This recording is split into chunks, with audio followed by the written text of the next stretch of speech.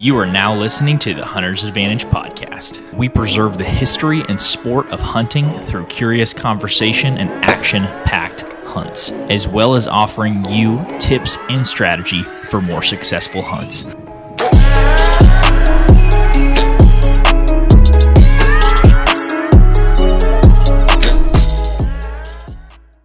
Hey everybody, welcome back to the Hunter's Advantage podcast. This is episode number 144.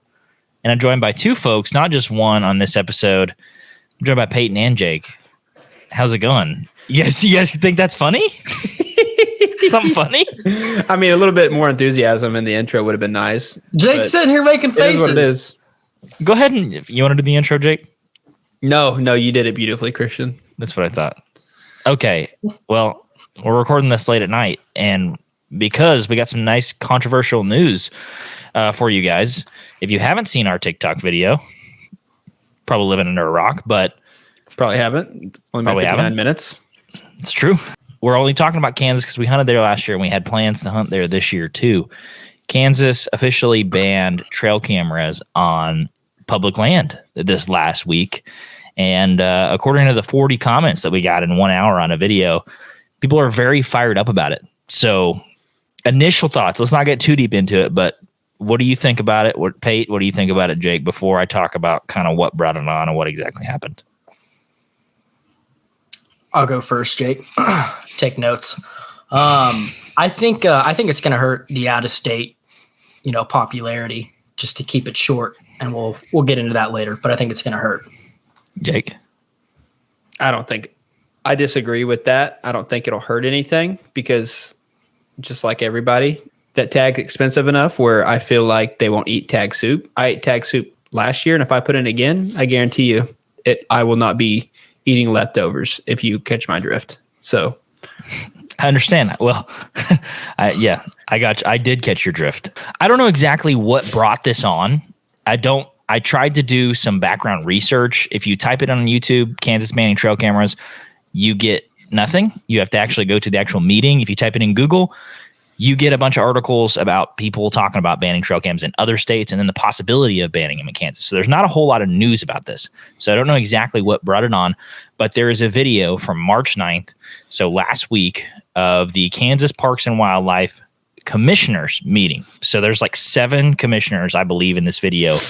They're talking about potentially banning trail cameras on public land. There's 7 of them there in a panel, like any city hall meeting you've ever seen live streamed on Facebook.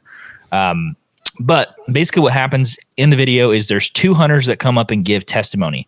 One of them comes up and talks about his experience on public land, his negative experience with people checking trail cameras, checking them often, checking them early, walking to the woods during the best part of the season to check them, and how he would propose to have them possibly in a limited season in the summer, like June and July, outside of turkey and deer season. So they brought up a second witness. A guy had a similar experience on public land. I think this guy he wasn't a resident initially, but anyways, he was a resident at this time. He talks about a similar experience and then agrees with the guy in front of him that, hey, we should have specific seasons, possibly put people's identification numbers, basically the same thing that you have to put on a tree stand, right, on the cameras when they leave them out. Well, I'll spare you guys all the long details, but if you go watch the video, we're going to link it here.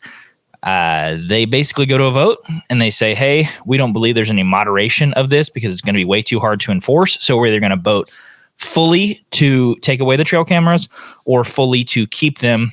And that's what they voted on. 7-0 unanimously decided trail cameras are no longer legal on public land in Kansas, which for some non-residents that hunted Kansas last year, this is kind of a freaking bummer. So what do you guys think? Now we can talk into it a little bit deeper. Non-residents, but just imagine being a local there and, you're about like 95% of the population is just like, well, I have no private to hunt and this really sucks. Like, I feel bad for those guys. And now granted, Oklahoma might be next. I don't know, but that's just, that would be a bummer. Well, that was one of the issues that they talked about at the meeting. Kansas is like 3% private or 3% public and 97% private. So they were talking about how much pressure there is on public lands and how many people are running trail cameras and how many people are going out and trying to find these bucks. Well, yeah, because you have a very limited resource and you have the state is 97% private. So of course there's going to be a ton of pressure on public land. And some of the counter arguments that I've already seen people post on the TikTok video that we posted was like, well, is that going to stop people from going out and scouting 3 or 4 times a week or walking around the public land or doing whatever they want? No, probably not. But it's an interesting debate. Do you guys think they should have been banned?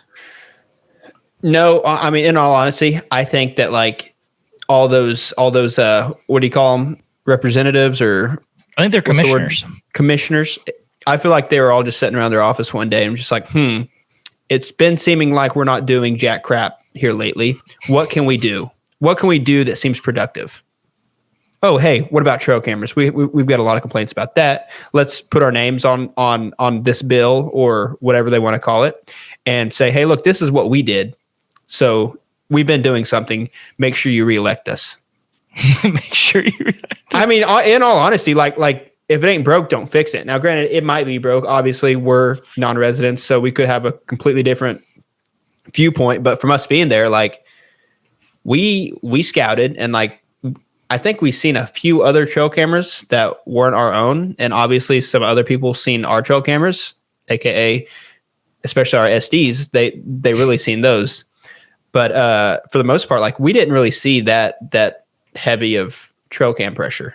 Now, what we did see from the trail cam was a lot of the areas that we were thinking about hunting was heavily walked through, had a lot of human presence and stuff there. But thing is like, I think from a non-resident perspective, it's hurting it because for a lot of people, at least I would feel from like a border state, and if they're wanting to reach out of state, nowadays people don't have a lot of time off, right?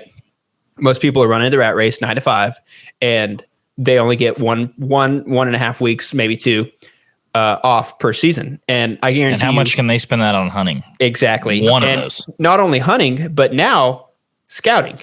So you would think like, yeah, granted they can make a weekend trip, but what if it wasn't a boarding state where it wasn't like a day drive or something like that? Well, I'm a good example of that. I live 12 hours away from some of the stuff that we hunted. So and for the most part, Kansas was, I mean, trail cameras were kind of our heavy hitter in Kansas. What we thought. Yeah, I just don't see that because it seems like now anymore, like we have to have 3 jobs. And our dog has to also get a job just to be able to afford gas and groceries. You know what I mean? Rent. Your dog rent. And so like, it's just like, okay, now you're just, to me, it just isn't a good thing. Like taking away something that isn't really hurting anything. Okay. Your game wardens get a lot of phone calls. So what? You have a busy season probably. I doubt you get very many phone calls during turkey season or summer, or okay, you might during turkey season, but trail cam related, I doubt you get that many phone calls like in the off season. What do you think brought it up, Peyton? I think you were talking about it earlier. What do you think the issue was? Because it's totally up in the air. Like they didn't state it in the beginning. Like this is what happened. This is why we're bringing this up. They just kind of went into it. Yeah, people stealing cameras. I think their whole hot take on it, and the people that were for them banning it, I think their whole main argument was the pressure of the wildlife it was taking a toll on, right? From my understanding. Yeah, I think so. Well, here's my counter argument. We were in Kansas for very long, and there's a lot more pressure than people think of other things going on other than people checking cameras. Like on our camera, we had a guy walking around for a week straight with a rifle hog hunting in the middle of the day. What about that? I mean, is he not taking a toll? You can walk around on public land with a rifle, supposedly hog hunting. That's not taking a toll. I think there's so many biases and there's so many boundaries that are left unseen, and they're just trying to blame it on the trail cameras. I mean, to go to Jake's point, people don't get to hunt, very much. And honestly, I'm not, well based around trail cameras. When we hunt our public land in Oklahoma, I'm trying here. I'm on X trying here.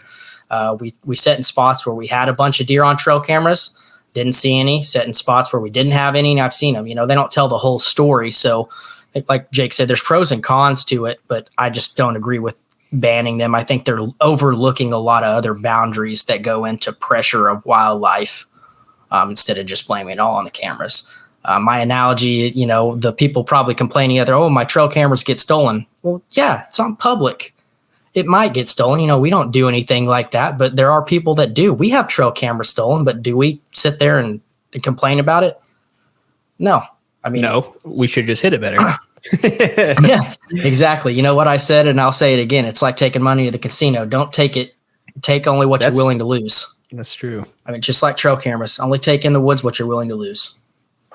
That's a good point. So did they mainly do it because of the calls from the other people saying, hey, I don't want my picture taken here, XYZ, or was it literally just for like wildlife based? Like, hey, we want to take a little bit of pressure off the wildlife. So just like you talked about, I think the first guy that came up to speak on behalf of hunters was really articulate in his argument, and it sounded really good the way that he put it. Like he was talking about both of those things, right? He was talking about the intrusion and pressure it puts on wildlife, and he was talking about the privacy aspect of it, both of those things.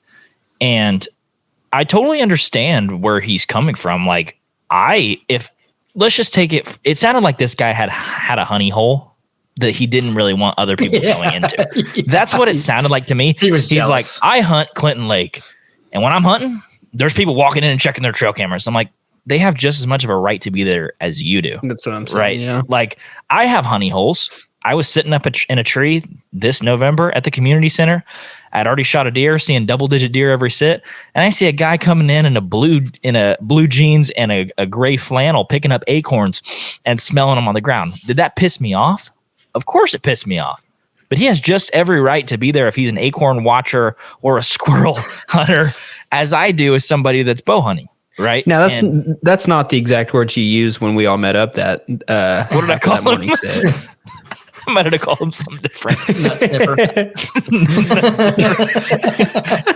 Yeah. Or what about when I was back by the lake where we drew out? I was back there hunting in the middle of the rut. I heard some ruckus coming on. There's a guy walking around the bedding with a crossbow. It's like, oh man, I bet he's checking trail cameras. This is really hurting. No, he's hunting with a crossbow, walking around. There's so many other things that that they're going to overlook. Here's what you have to think about and consider from the state's perspective. The state is working with limited resources, right? They have game wardens, and that's who is enforcing all the laws. That big laundry list of laws that are in for the parks and wildlife, they're enforcing it. People being tool bags is not something that's enforceable. Right. But what can I take away that is easy to regulate that maybe will alleviate some of the issues that I'm having as a game warden? I'm sick of getting calls of people stealing crap. I'm sick of people saying, oh, I'm getting my picture taken, or there's cell cams out here and people know exactly where the deer are. I can't control any other stuff. But what I could control is if I take trail cams off the table, this is no longer an issue for me.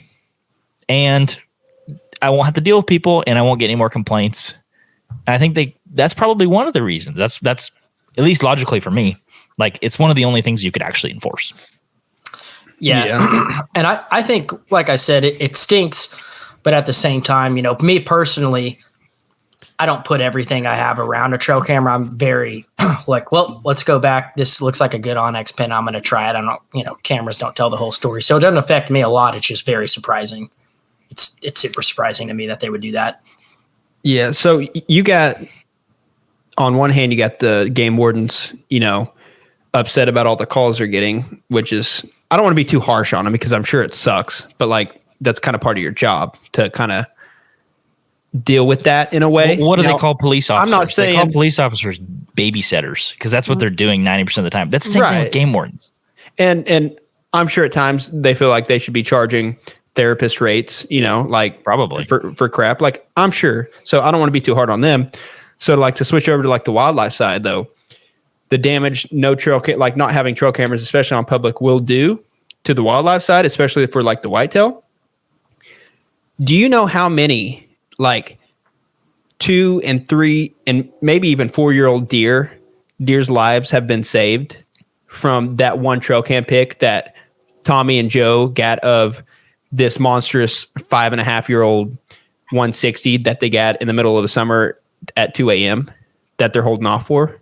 You know how many of those nice mature bucks that would probably be shooters in most cases got the pass in hopes of holding out for that bigger buck. I'm sure quite a few. So with now people not knowing exactly what's like out there, what exists, what potential, you never know what exactly. But so, you could have that picture of that 160, 170. I agree. Right. But all that's going to do is make you hesitant on shooting a nice 3-year-old if it comes strutting through. Right. So without that, now with people not knowing that monster exists, the first nice 2 or 3-year-old that they see, they're going to be like, oh, that might be the biggest deer that's around here. I'm going to pull the trigger.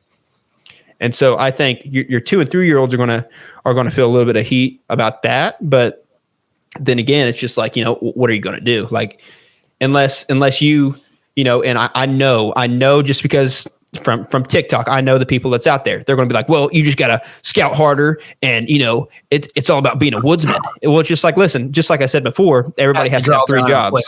But yeah, exactly. Everybody has to have 3 jobs.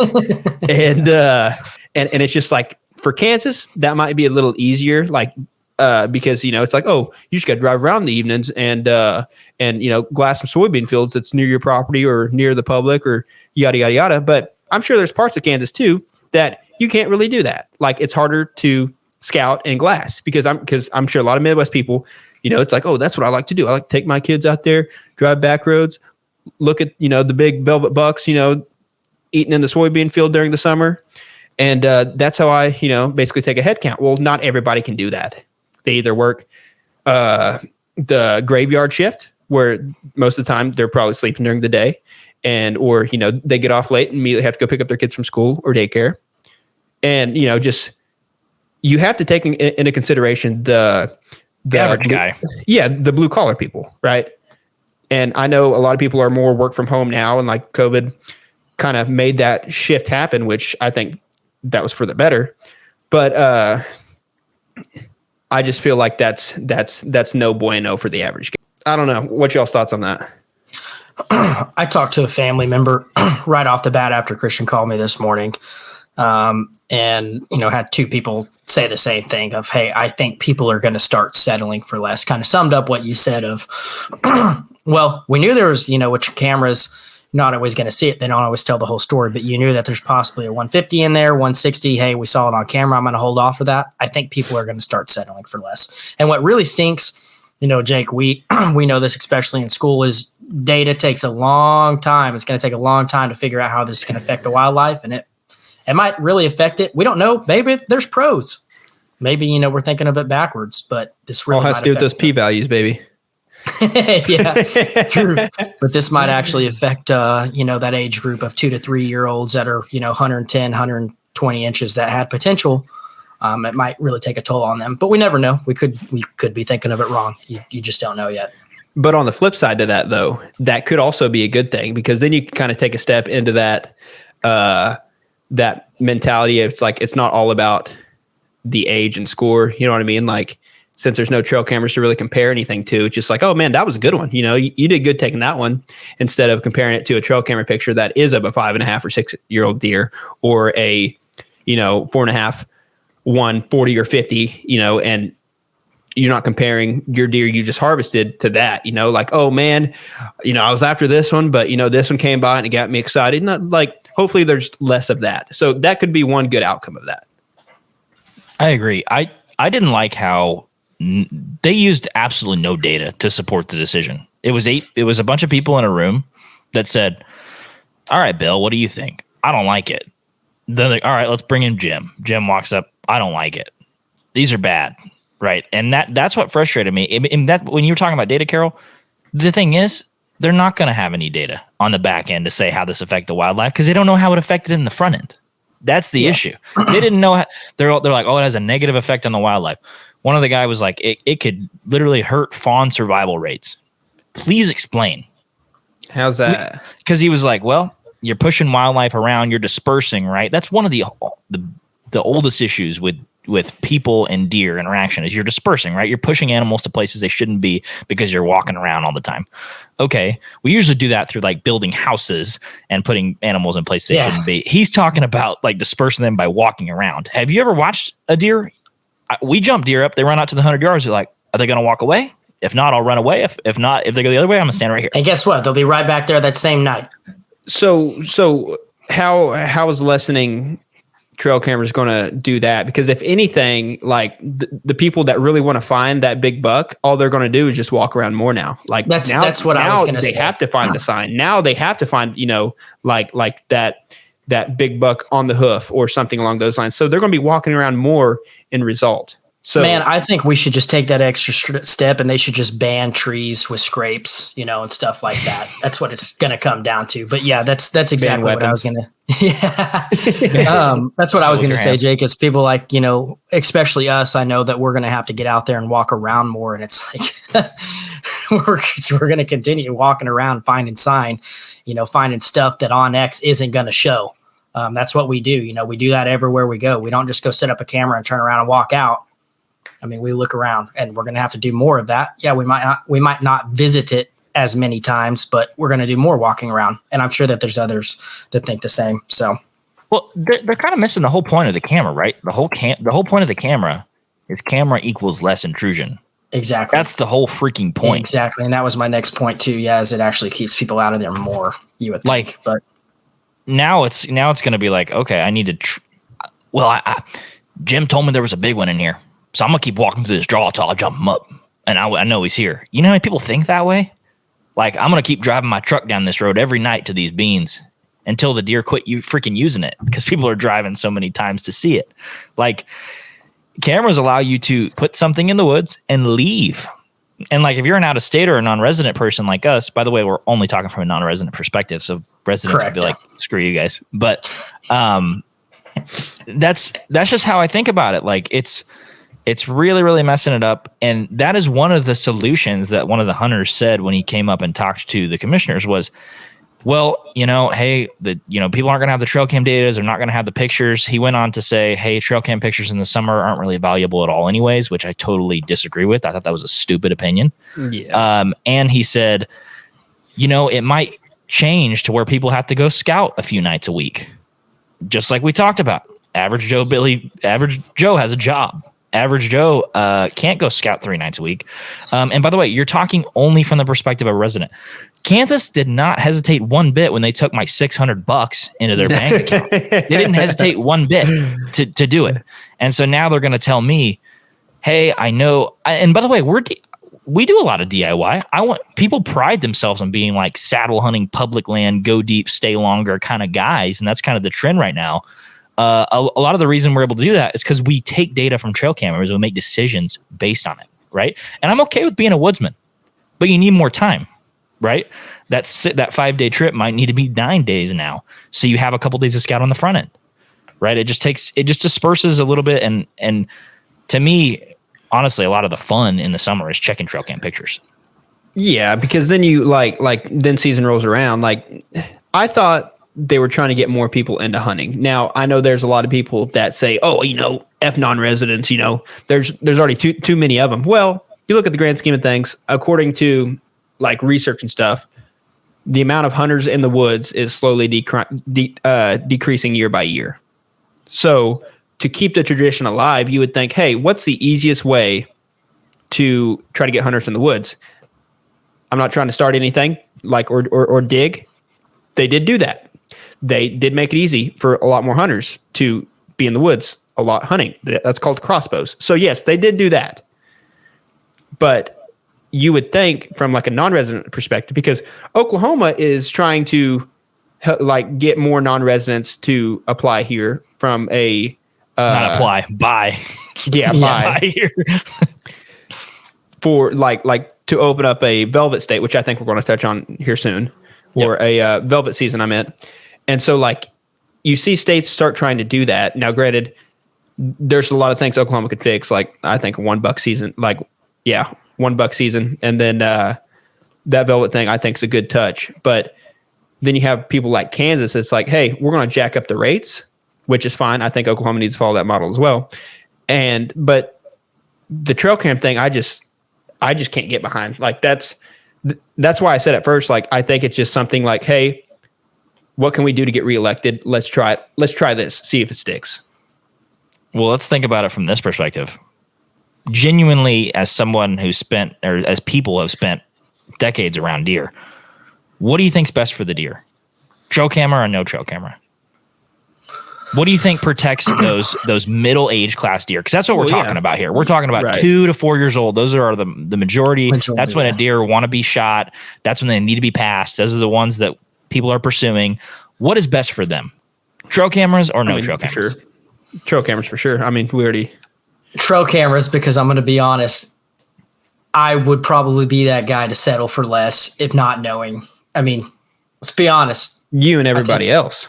But it's putting everybody in especially a non-resident. Okay, this is why non-residents get bad rap. They come to your state, they have limited time to hunt, they don't know what's there, they shoot the first thing they see, okay? That's a common non-resident story. What's another way they should know what's there, you know? Yeah, I live here, dude. I saw one on Clinton Lake one time.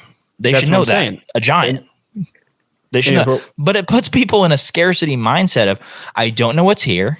I'm on day 4 of my trip. I want to shoot something because, by the way, this is the same mindset that me and Carol both got into in November, and probably you too, Jake. I've paid $550 for this tag, or $600 for the tag, not including. We put $2,000 after stay, food, being there for 2 weeks. We probably not $2,000, but I bet we have every bit of $1,600 in, to go on that trip. Tags. It's like, yeah, so, and you want me coming? Do you want us coming to your state and saying, I'm just going to shoot the first nice one that walks by? I don't want to shoot the first nice one that walks by. I want to come to Kansas to shoot what you guys enjoy about Kansas. Big freaking Midwest bucks.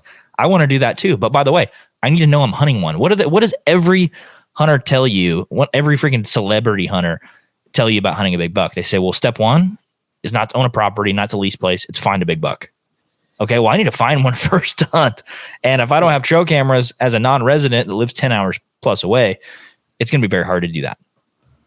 Yeah, but the people there that are arguing for it are, that's just the thing, is the people that were there arguing for it are residents. From my understanding, I could be wrong. I don't know if a non-resident got up there to speak, but it's just going to be a biased side. Cause like, Jake said, it's people that have the availability every, 7 PM to go drive around it and take a look. And we don't have that opportunity to do that. No, we don't. And if I had a banging WMA 10 minutes from me and they were like, let's ban trail cameras, I'd be like, I'm in. I'm serious, selfishly. And by the way, we're only talking from our perspective. And they're only talking from their perspective. One of the things that was frustrating though about the meeting was there was no alternate perspectives. That was like an echo chamber of people that were like, I'm in. Yeah, there was no counter argument from my understanding, at least from what I've been told and read. Didn't read and listen to the whole video, so I could be biased and could be completely wrong. But from my understanding, there was no counter argument. It was just everybody saying, yeah, ban them. Let's do it. Yeah. So as non-residents, we harped a lot on why this is BS. I want to challenge us to put some of the pros on why this could be good. I know, Carol, one of the ones you talked about, or both of us, I think both of you guys talked about, was the possibility of less people being interested in Kansas. My first counter argument of that would be, well, most of these tags are not coming over all these tags are not over the counter. They're draw. So there's no leftover tags. So we won't know until this year. But my initial feeling is that there's still not going to be a surplus of tags. What do you guys think? I don't think there'll be a surplus. It might take I don't think so. I don't think there'll be a surplus. How many people put in for those areas that take multiple years to draw out for? The Hunter's Advantage podcast is powered by Out on a Limb Manufacturing. Out on a Limb is a family-owned company based right here in Oklahoma that makes tree stands, saddle platforms, climbing sticks, and so much more. Christian, I have a quick question. What's that? What bites down harder, a hippo or an alligator?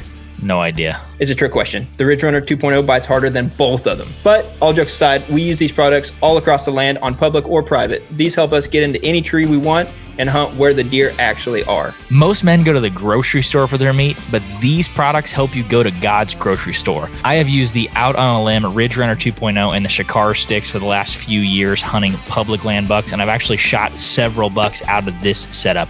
If you want to support the podcast and get some Out on a Limb equipment, make sure to go to outonalimbmfg.com and use code HNTA10 for 10% off at checkout. Once again, if you want to support the podcast, go to outonalimbmfg.com and use code HNTA10 at checkout for 10% off. Now let's get back to the podcast. How many people put in for those and was expecting to have a game plan because it's supposed to be one of the better units in Kansas, and so they're gonna, try, like that's their effort to try to shoot that once in a lifetime buck on public is through one of those units. Now, how are they going to do that? How are they going to know what's there without cameras? Because I don't know how many points it takes to get one of the super good units, because like we said, we've only been we've only drawn out once. But the thing is, and luckily we drew out the first time as a group. But with that being said, if you don't draw out, they keep $100 of the 550 for right? your license. Yeah, for your license. So let's say it takes 3 or 4 points. That's $300 or $400. That's basically almost as much as it would to put in and get accepted. And the thing is, you haven't even hunted there yet. And so now all of a sudden you're going to say, hey, change of plans. We're not going to allow trail cameras in here. Well, what about that guy that has been saving up his points and been putting in for that dream unit scenario in Kansas? They don't now give a he's shit. Right. And that's what I'm trying to say. Now he's somewhat handicapped because it's just like, I don't know what's here now. Like, this is supposed to be the best unit. Going to hang cameras in here to really see, what all the hype was about. And now he doesn't get to experience that. I mean, I'm sure the hunting will still be good, but the state's going to say it's not my problem.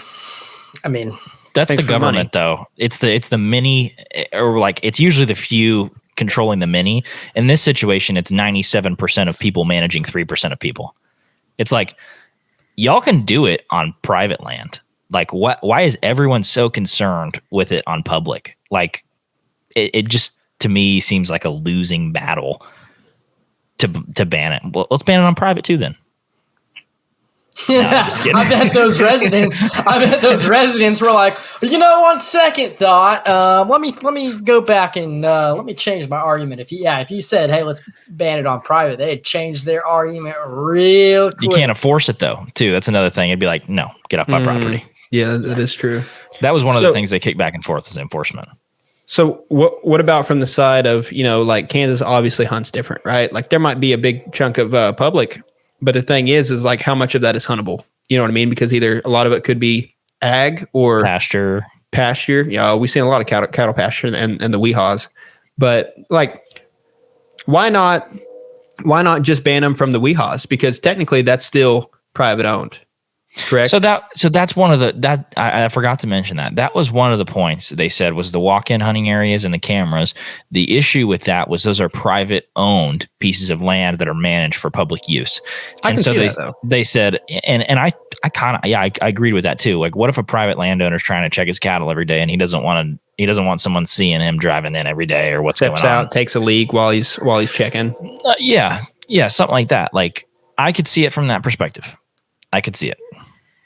But for all the public, that's kind of, because I guess where I was going with it is like it hunts differently. So like, I guess timber and cover could be the limited resource, I would think, because now granted we only hunted like 2 areas really, but out of that, one area had some pretty good cover, but also, okay. And then the other area, didn't really have anywhere. It was just kind of cattle pasture, and then, either a big old bean field with a little strip timber.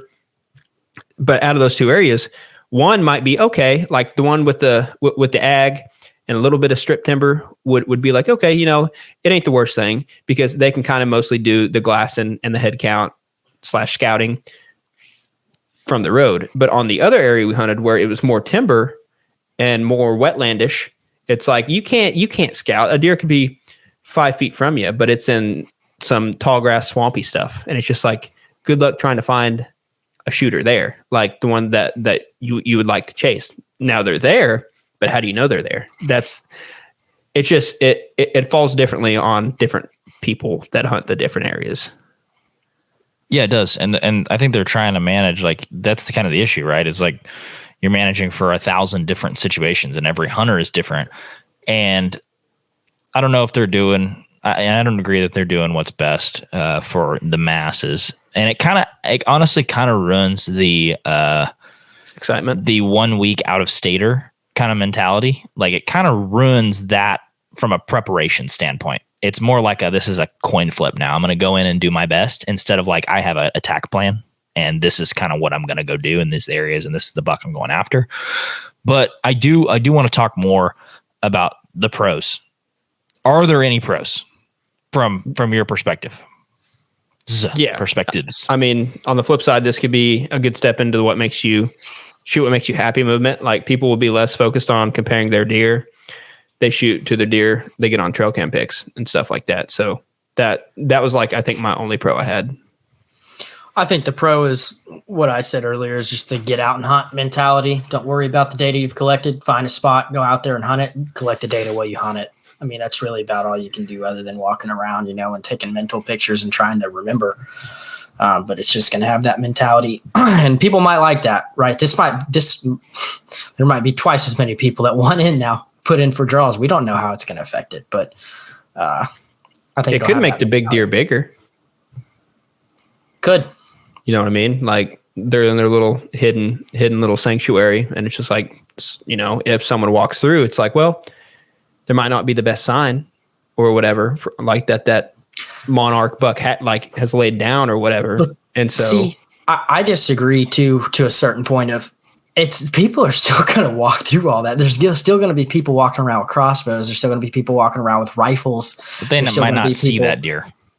Yeah, they might not see that deer, correct. And they might not know it's there, but there's still going to be people that do it. I mean, maybe not to the extent that it has been done, but still going to be people that do it. What do you got, Christy? A pro. I think one of the potential pros, and I don't see this happening, but I think it could. I think it could discourage a good amount of people from scouting. I think there will be a subgroup of people that are going to say, okay, if I can't hang trail cameras, there's no point in scouting. So I'm not going to, and I'm just going to go hunt. And if that is the case, there could be pockets that hold more deer that actually haven't been pressured to the extent where people scout them. Like, we worry about that a lot on public land, like how many people are going in the summer and where are people scouting, where are people putting their cameras, where are they putting their eggs. And I just think there might be some little pockets throughout different weehaws or management areas where deer actually aren't pressured because of people's lack of motivation to go out. Where I think but are most residents going to do that? Probably not. Most residents are probably still going to scout because it's convenient. But like we said, I'm talking from the non-residents perspective. I think there's a lot of non-residents that will get discouraged that won't scout. Therefore, there'll be less pressure in some of these areas. And that could be a good thing, right? You might stumble upon one of those pockets. Yeah, and don't get it, don't take it the wrong way. I hope this helps. I mean, what's done is done. I don't want it to get worse. I'm talking like a Debbie Downer the whole podcast, but I don't want it to get worse. I want it to help. That way, when we do draw in or when we do go, there's positive things that come from this. Because like I said, what's done's done. So hopefully it helps.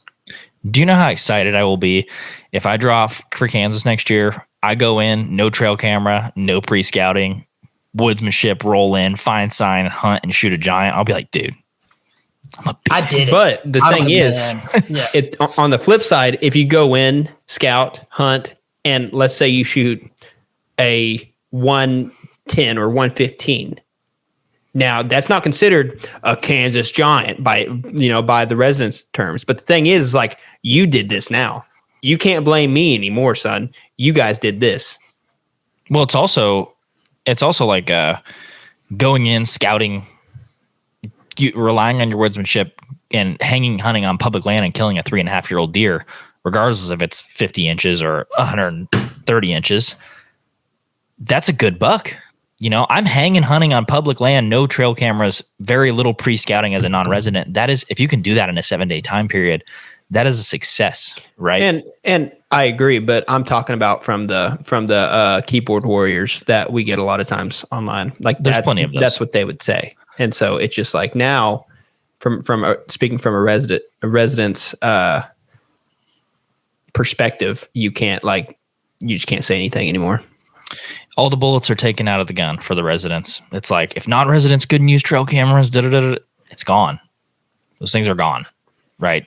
And they did talk about amendments to it, like possibly allowing folks in a subsequent season to use trail cameras in June and July. But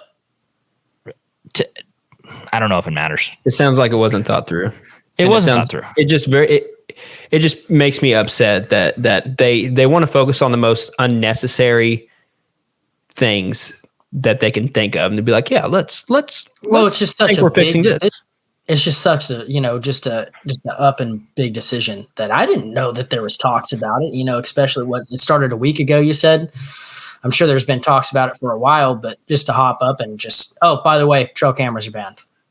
Well, it didn't seem like there was any polling or engagement with anyone that actually hunts Kansas. There should have been a survey came out via email. Hey, you hunted Kansas. Do you think it would be better if we had trail cameras on public land or none? They could have asked everyone that hunted Kansas. They probably got like a cargo van full of like ballots or something overnight that showed up at midnight or something saying, hey, we don't like trail cameras. But 40,000 people mailed in. Who knows? It's happened before. Yeah, that's funny. I mean, I hope it helps. I hope we go to Kansas and there's just giants running around, nobody scouted, and we can go in and shoot big ones. I hope a lot of lazy people are just like, screw it. The good thing for us as non-residents is we have a full season of experience to go off of. Like, we saw hundreds of deer in Kansas, shot a couple, and had some great encounters and passed some good deer.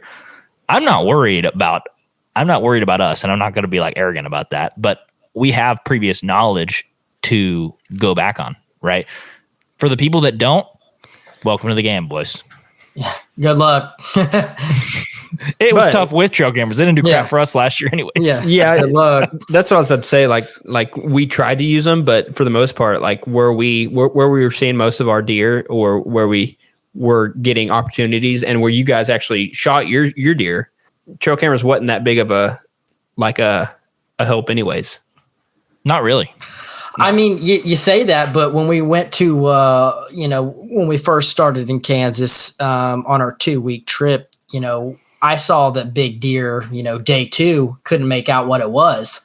It's like, oh my gosh, it's a 200-pound body. He was a good one. He looked mature. He was about 100 yards away, getting really dark, couldn't tell what he was. We went and checked our trail camera, about 60 yards away from where I hunted, and there was a giant on there. I was like, that would have been him. That deer showed up 15 minutes after I saw it walk by.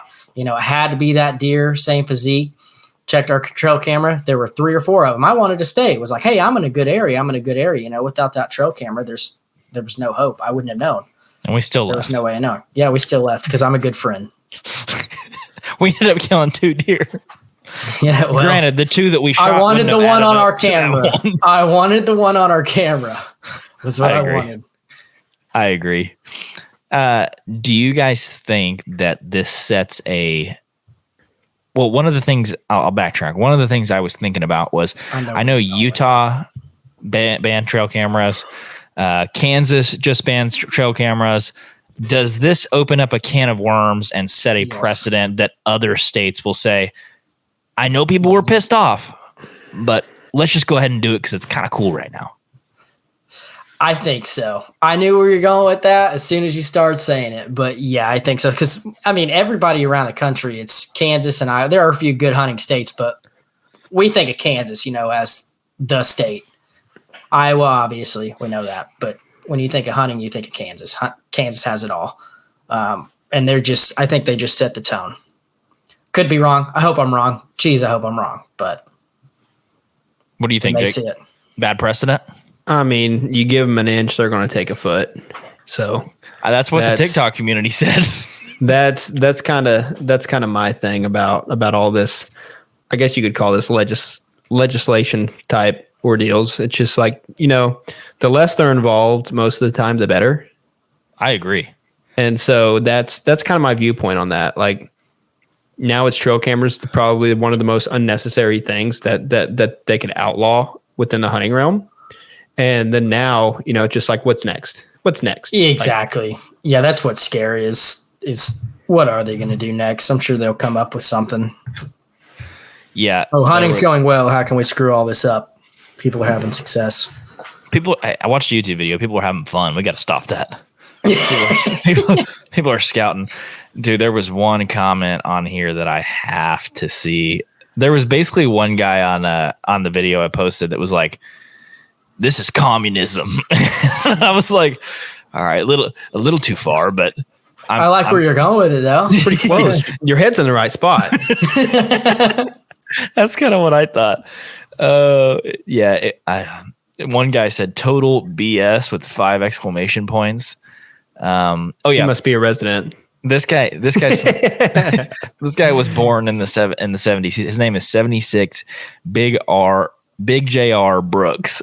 Tell me that isn't a country boy, Big JR. No. I don't know what he said, but I'm probably going to follow this guy. He said, one step closer to communism. Pretty soon they'll ban hunting on public land. People don't understand. It's all a stepping stone. JR, my kind of guy. all I heard in that sentence was an eagle screeching and the crack of a bush latte opening. That's what I heard. That guy's a monster. Like, imagine putting him at JR, you're more than welcome to come hunt with me, buddy. That's what I'm saying. If you hear this.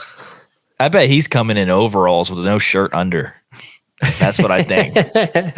Yeah, one guy said compound bows will be next. I agree. Some guy really? What? Oh, no. I'm totally joking. One guy said, before you get your undies in a bunch of out-of-staters help keep your local businesses alive. They spend a ton of money in your state. That's a very good point. That is a very good point. I did not think about that. I got $5,000 between us three. Yeah, and we didn't put no strain on the resource. I can guarantee you that. Yeah, exactly. I don't know. We walked through some bean fields, and I bet you I got my money's worth, especially late season. I was like, listen, I'm not walking around this to save a few bean stalks. I kept the Casey's gas station open for months. Dude, and you probably hurt the toilet paper supply too. So yeah. I don't know, Kansas. I love you. Just please don't do this to us. Don't set an example, okay? Don't be like, hey, look, it's okay to do this. Is it? Because we talk all this and it might help. We have no idea. We're all just bad, and it might just turn things around. And I hope it does. I truly do. I'm less worried about what it's actually going to do because there's going to be no statistical evidence on what happens on either side. I know that because they're not going to research it. That's perfect because it's just like, well, we're just going to say it works because people can't unfact it. 100 fact checkers on this. 100%. And that's why I'm saying in some areas you might be like, God, it's helping. Nobody's around here. And in some areas you might be like, it sucks. Everybody's walking through the woods. It's going to be anecdotal. So I'm not worried about it from that perspective. I just think it sets a terrible precedent for other border states and other Midwestern states to start doing this because we've seen it in the Western front, right? And one of the things the guys talked about when they came up for their testimonials was like, well, in a Western hunt, you'll see on a water hole, when there's only one piece of water for miles, you'll see 40 cameras on one water hole, all locked, boxed up, trying to get pictures of one mule deer, and then the mule deer quits using it. Yeah, but we don't have one water hole, son, in Kansas. So I think what it does is the Midwest stuff, that worries me. If Oklahoma was next, I'd be like, screw you guys. This sucks. Hopefully it's not. Well, I think that's when we use Carol's invention. Carol, did you have a patent on that yet? You guys want to hear it? All right. Asking for it. All right, here we go. Well, HA is going to come out with a new camera. Take that back. You said you were going to be the No. HA, we're all in this together. It's not a trail camera. It takes pictures of wildlife. If a deer just walks in front of it, it just walks in front of it. Because trail cameras aren't banned, but HA's nature walk cameras are not banned. It's supposed to. I think all this camera's supposed to do is like take a picture of the cloud cover. Like, is there partly cloudy, mostly cloudy? Is it it tries to pick up birds, but the success rate, sometimes just deer walk in front of it. You can't help it. Kind of like corn by a duck pond, right? That's true. It happens. Can't help that It's for the deer, baby. Yeah, it's for the deer. Can't help that the ducks eat it. I mean, We should call them like trail cam theft devices, tree stand theft device. So every place you have a tree stand, you just put a trail camera, like just making sure nobody steals this. This isn't a trail camera. This is the Ring doorbell of tree stands. Okay. Yeah. I feel like we have beat this horse dead, and at the end of it, I still don't know if I'm mad at Kansas or I'm happy with them. I guess we'll see in the fall if we They draw don't even out. know yet, so it's fine. Yeah. We'll see if this even affects us. This might not even affect us for 3 or 4 years. We have no idea. What do you mean? This just drove up lease prices, baby. I'm going to private. They ain't banned. It's a good That's option. true. So that's what they were doing. I sound super radical. I really don't Conspiracy. give a dang. Yeah, but it's just like it is. It is what it is. Yeah. Like and subscribe. Like and subscribe. So if you guys enjoyed the podcast, make sure to leave us a rating and review. And go check out if you want a 1-minute version, because this 50-minute version wasn't enough. We do have this video up on all platforms. Make sure to share it just to get people riled up, especially if they're a non-resident from hunting Kansas. But anyways, leave us a rating and review. Go check out the YouTube. Make sure to go check out our #1 supporter, Out on a Limb Manufacturing. Use code HNTA10 at checkout if you guys want 10% off. Oklahoma-based company. Tree stands, sticks, saddle platforms, all of it. They're the best. And we'll catch you. They got guys some really. Oh, go ahead. Sorry. Nope, they got some what? I was just going to say they got some really good guys working behind the curtains there, but that's just, again, I might be biased. And they're from Oklahoma. They would never ban your trail cameras. So they need That your is business. true. If any, you know what they do? Because they're that type of company. They literally make a product that will hold your trail camera where you can point it and position it in any position you want. They do. So not only do they support trail cameras, they make them better. 100%. We'll catch you guys in the next one. Thanks, guys, for listening. Bye. Thank you guys so much for checking out the Hunter's Advantage podcast. If you enjoyed the episode, make sure to leave us a rating and review on Apple Podcast, Spotify, YouTube, or wherever you listen to the podcast. Thank you guys so much, and we'll see you in the next episode.